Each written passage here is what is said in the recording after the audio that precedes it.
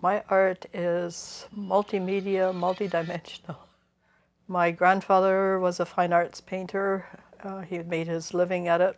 Sometimes where we lived outside of Berlin, because I was born in Germany, he would take us kids out into the field and he'd paint away while we played. And, I just loved to see him out in the field and often, watched him paint and had to be very quiet, of course. He didn't like to be seen seen.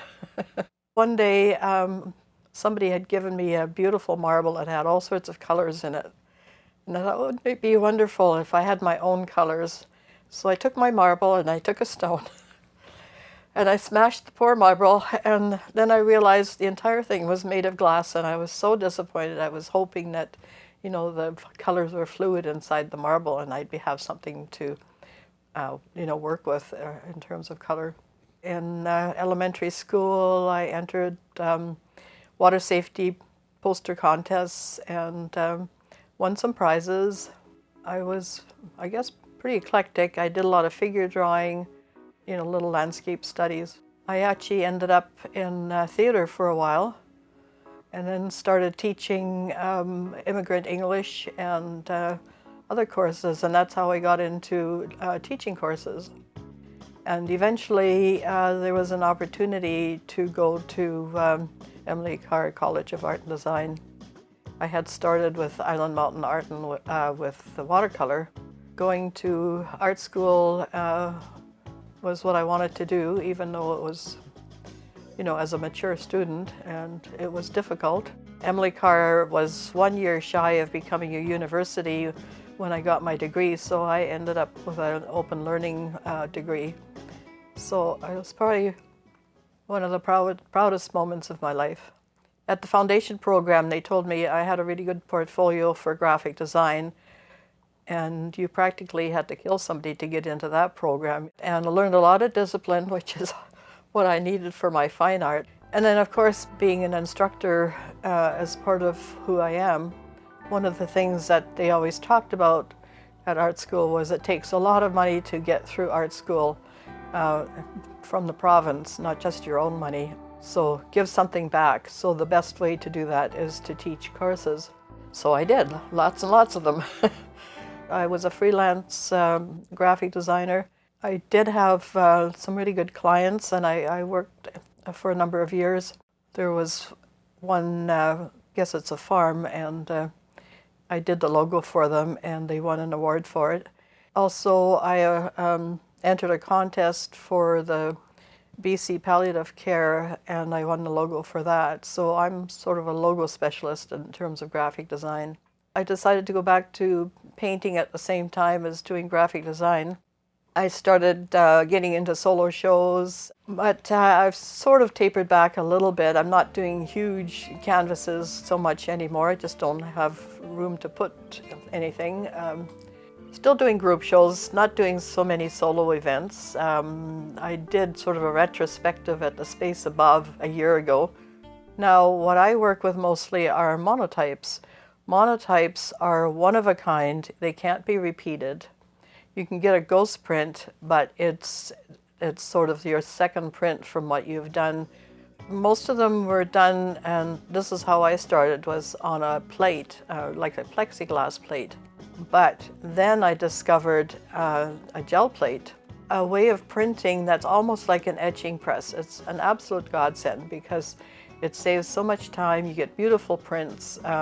You don't need special papers. It's almost perfect. Whatever you put on that plate, it comes off perfectly, with some exceptions. Nobody here in Quesnel really knew anything about gel plate printing. I decided that, somehow we should get the word out there.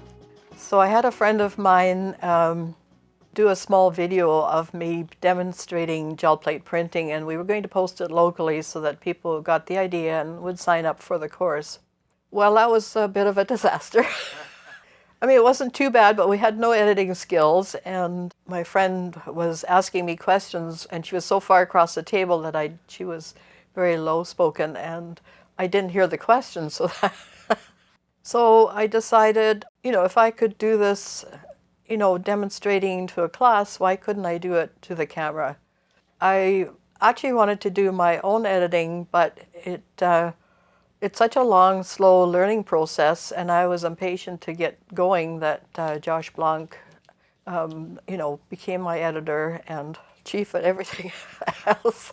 We're putting out, I think, some good videos that get the point across, mostly about gel plate printing, but of course I love plein air work as well. We've done some of that. To start off with, we had actually other students. Not only do people then get a view from one person, which is me doing a demo, but also they get a couple of other people actually, you know, working along and doing the same thing that I'm demoing. And this was very effective until, of course, COVID came along.